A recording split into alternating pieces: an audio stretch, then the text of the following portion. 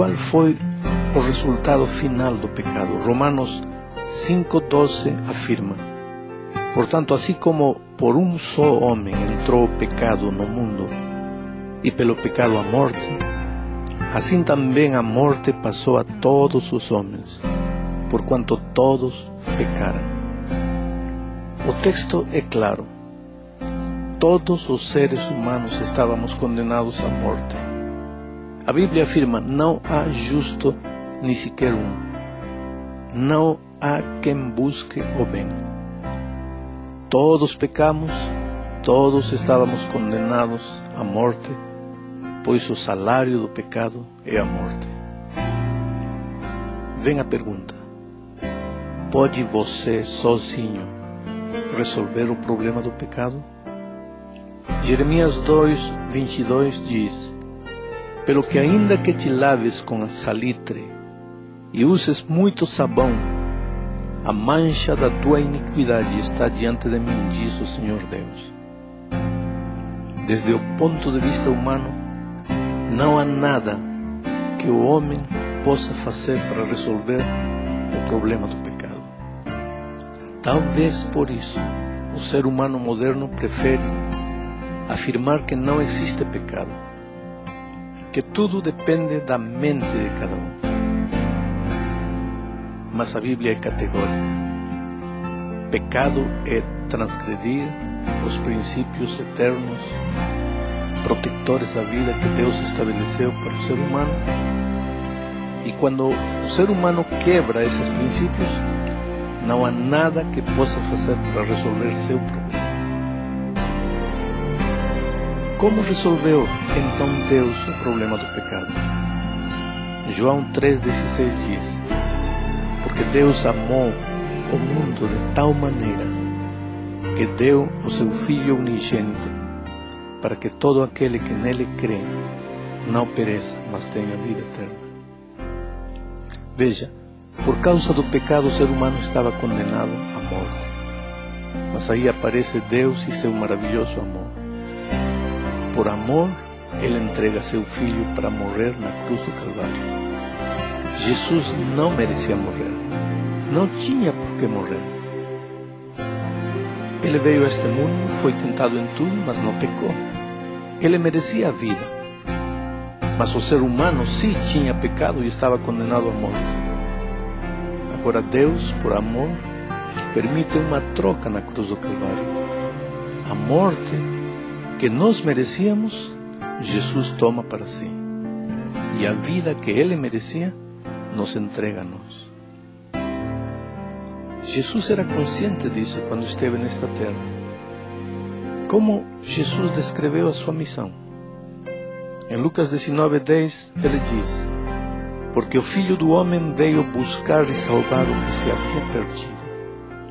A missão de Jesus nesta terra era buscar, era correr atrás do ser humano. Desde o jardim do Éden, o homem se escondeu atrás de uma árvore. Sempre viveu escondendo-se, fugindo-se. Não queria se confrontar com Deus, nem consigo mesmo. Cristo vem nesta terra para procurar o ser humano e finalmente o encontra. A salvação acontece na sua vida quando você deixa-se encontrar por esse Senhor Jesus que veio a este mundo para procurar você. Hebreus 4:15 responde uma pergunta interessante. Jesus cometeu algum pecado quando esteve nesta terra? A Bíblia afirma: porque não temos um sumo sacerdote que não possa compadecer-se das nossas fraquezas, porém como nós, em tudo foi tentado, mas sem pecado. Portanto, como já afirmamos antes, Ele merecia a vida, porque não pecou. E como pagou Jesus a nossa dívida? Isaías 53:3-6 afirma: era desprezado e rejeitado dos homens, homem de dores e experimentado nos sofrimentos. Como de quem os homens escondiam o rosto, era desprezado, e não fizemos dele caso algum. Verdadeiramente Ele tomou sobre si as nossas enfermidades, e carregou com as nossas dores, e nós o reputávamos por aflito, ferido de Deus e oprimido. Mas ele foi ferido por causa das nossas transgressões e esmagado por causa das nossas iniquidades. O castigo que nos traz a paz estava sobre ele, e pelas suas pisaduras fomos sarados. Todos nós andávamos desgarrados como ovelhas, cada um se desviava pelo seu caminho, mas o Senhor fez cair sobre ele a iniquidade de todos nós. Quer dizer, o preço de nossa culpa caiu sobre ele, porque voluntariamente ele se ofereceu.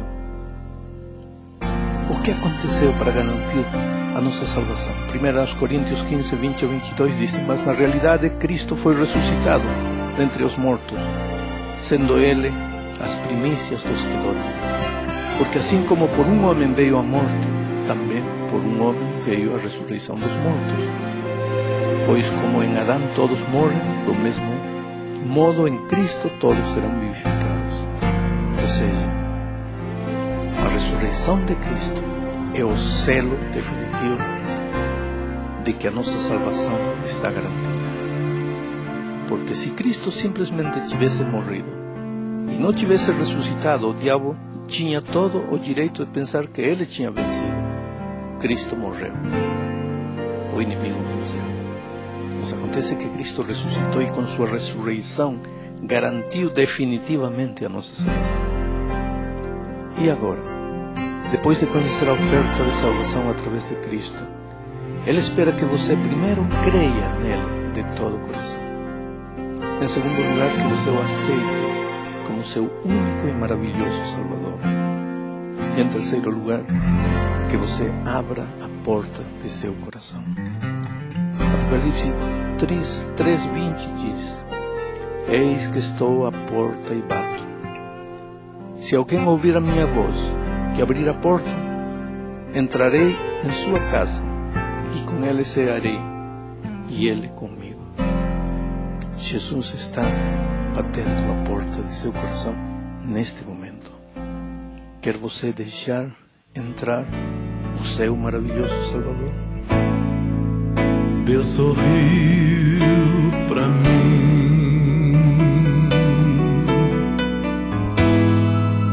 Deus sorriu pra mim.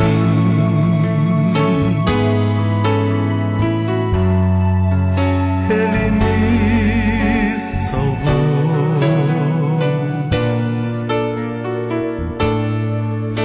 Deus sorriu pra mim.